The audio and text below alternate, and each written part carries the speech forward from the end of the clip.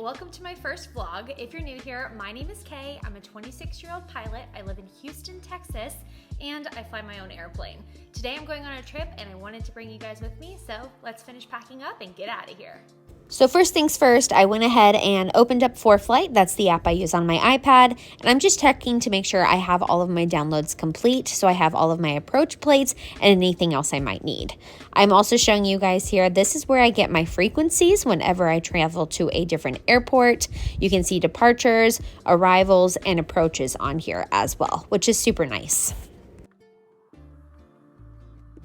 Okay, so the headset that I use when I fly is actually the Bose A20s. I've had these for years. They were actually a graduation present when I finished flight school. So this is what they look like, and super comfortable. I don't even have them turned on. They're not plugged in or anything, and I can already barely hear myself talking, which is nice. The longest trip I've done so far in my airplane was from Houston, Texas to Seattle, Washington and back, roughly 50 hours of flight time, give or take. I wore these bad boys and was able to stay comfortable the entire time, so 10 out of 10. Now, normally I would have done this earlier, but I did not meal prep anything, and even though I'm not going to be in the air for a super long time, I always like to make sure I have something to eat just in case. So I am making a gluten-free fried chicken wrap, just, ranch, lettuce, some cheese, maybe a little bit more than that, and the gluten-free chicken tenders that I made the night before. Okay, wrap is done.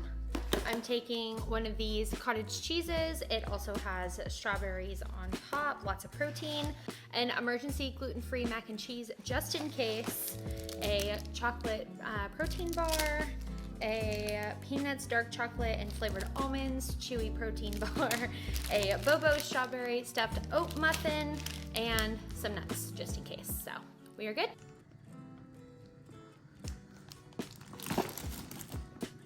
Now we're getting to the good stuff. So I got to the airport, I filled up my tanks, and I have filed my flight plan. And this morning we are on our way over to Roswell, New Mexico. We do have a stop halfway, so we're going to be stopping in Odessa, Texas to get gas before we finally make it to our destination. Now, one thing I think is really cool that I don't usually get to show is there was some traffic this morning. So I had to follow a Cessna before I was finally cleared for takeoff.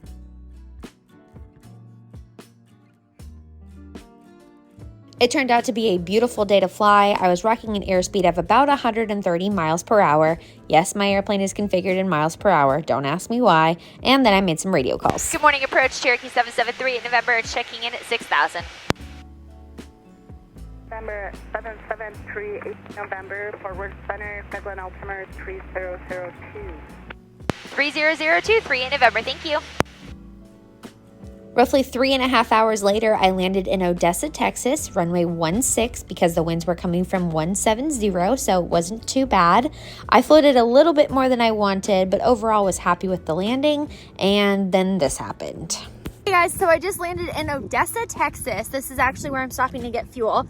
Unfortunately, their self-service pumps are down, so I'm taxiing over to the FPO so that the fuel trucks can fill me up and I can use the restroom. Whenever I travel, I always try to use the self-serve fuel tanks to save a little bit of money, but they ended up giving me that price anyways, so that was super helpful. Then I got back in the air, and roughly 2.5 hours later, I was getting ready to come into land at Roswell, New Mexico. Again, a gorgeous day, and I was landing runway 21. So the winds were a little bit different on this side, but so far, so good.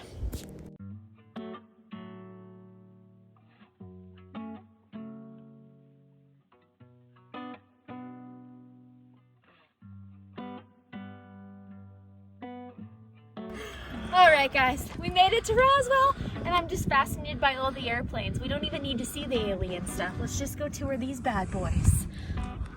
Now, according to the airport manager who was able to answer all of my questions, these airplanes are not actually abandoned. Well, they kind of are abandoned. It's not an airport graveyard, but it is a place where airlines could park their airplanes when they didn't need them, especially during COVID-19. So hopefully if I ever go back, I'll be able to see that those are gone. They had an awesome snack bar. I've never seen hot dogs for free before.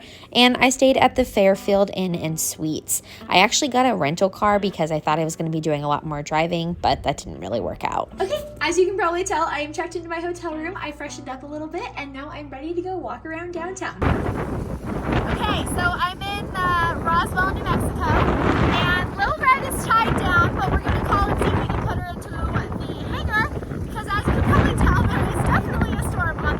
Of course, I checked ForeFlight and I was pretty shocked to see these winds, but the airplane was safe and sound. Good morning, guys. So as a lot of you know, I was supposed to be in Roswell, New Mexico for at least 2 full days, and unfortunately we found out after visiting the visitors center that almost everything is closed. So I am actually gonna head home today, or at least try to get all the way home, but I'm having a nice little breakfast spread, hanging out with Pops, and then I'll get back in the airplane and start working my way towards Houston. I'll see you guys back in the air.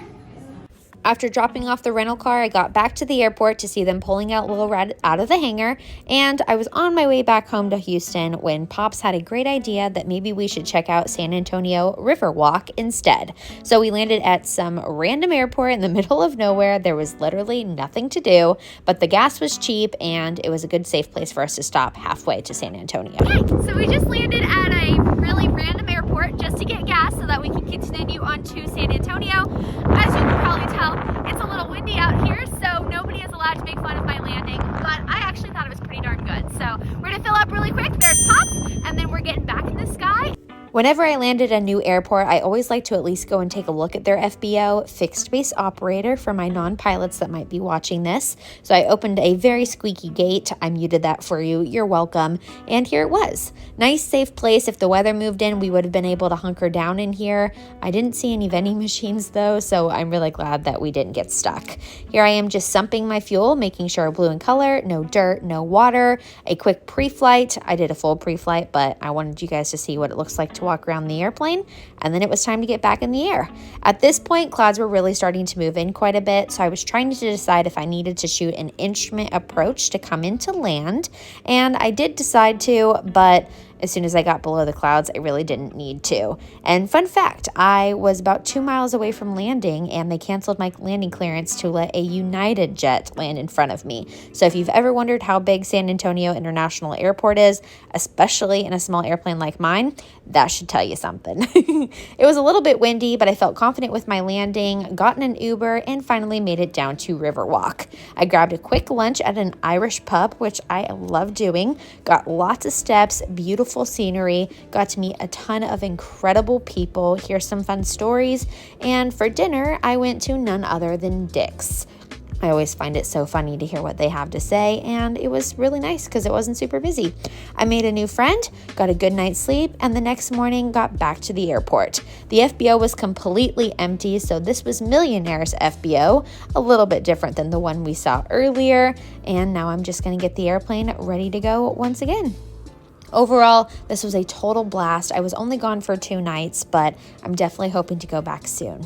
I'm going to pack up all of my stuff, do another pre-flight inspection, do another instrument flight plan. As you can see, those clouds were only at about 1,000 feet, so I wouldn't have been able to fly VFR even if I had wanted to. I hopped in, took out all of my sunshades, removed my gust lock, which you guys saw earlier, and I am almost ready to go. So let's finish this up, shall we?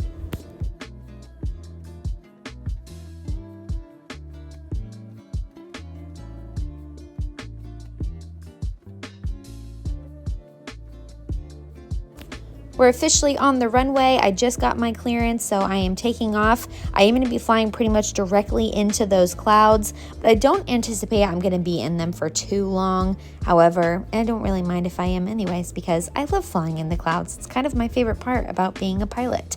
But here you can see I was really in the thick of it. I popped in and out quite a few times for the first 20 to 25 minutes of my flight overall, and then it was kind of just a relaxing flight all the way back to Sugarland. I should mention too, from San Antonio to Sugarland, it was only about an hour and a half, so it was a pretty easy flight. The nice thing is, in my airplane, I do actually have autopilot as well. So if I do get overwhelmed with too many radio calls, too many changes, or I have a problem, I can always turn that on so that I can refocus on either what the problem is or what I need to do next. So if you enjoyed this video, don't forget to subscribe. Thanks for watching, and I'll see you soon.